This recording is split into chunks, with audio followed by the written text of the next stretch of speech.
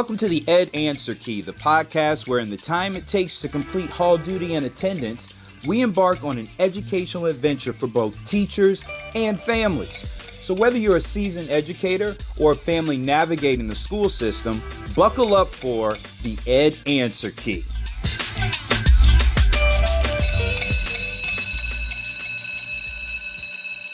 Unfortunately, it goes back to, I think my grandmother said this, the squeaky wheel gets the oil. The wheel that everyone listens to, from whoever's working at the district to the superintendent, is the parent.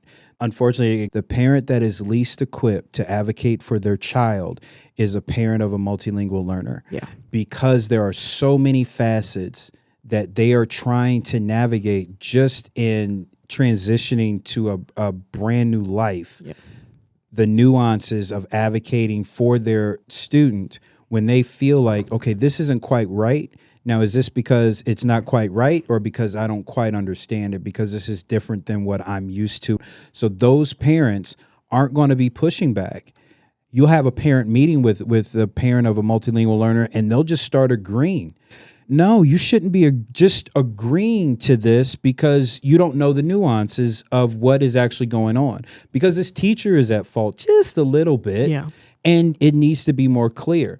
That is where I think it actually starts. And I don't place blame on the parents. That's just the reality of it. Yeah. Why isn't administration doing it? Well, they're overworked as well. I mean, there's a teacher shortage, so that means there's more pressure as far as on the admin.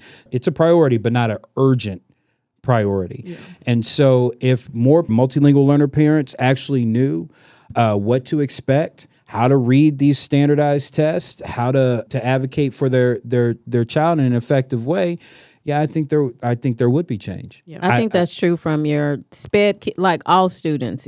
When parents start stepping in and using their voice, that's when things change.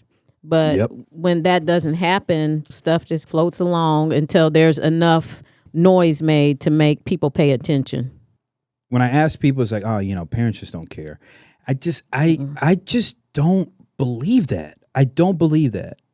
As a parent, I just do not believe that parents don't care. Parents may not be informed, or parents may be tired as hell, or parents may work a split shift, or parents didn't quite finish high school, or school was a scary place.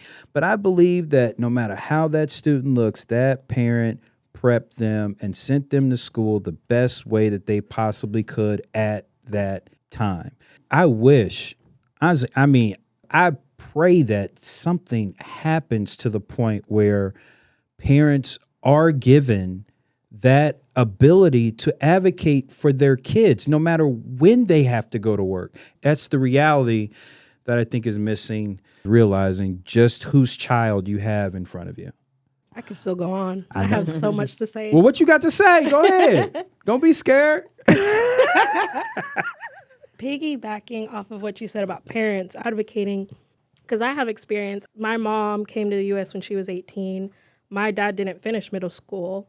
My mom barely finished high school. So, a lot of these parents, it's not that they don't care. Like he said, they don't know. They don't understand. Like, through my experience, my parents didn't know how to deal with my siblings because one of my brothers, he would struggle a lot in middle school, like behavioral issues, didn't understand most of these classes. And my mom was like, I don't know how to help him because I don't understand what's going on at this school. Like, I don't know how you guys are learning things because the way that you guys are learning is different than how I did when I was younger.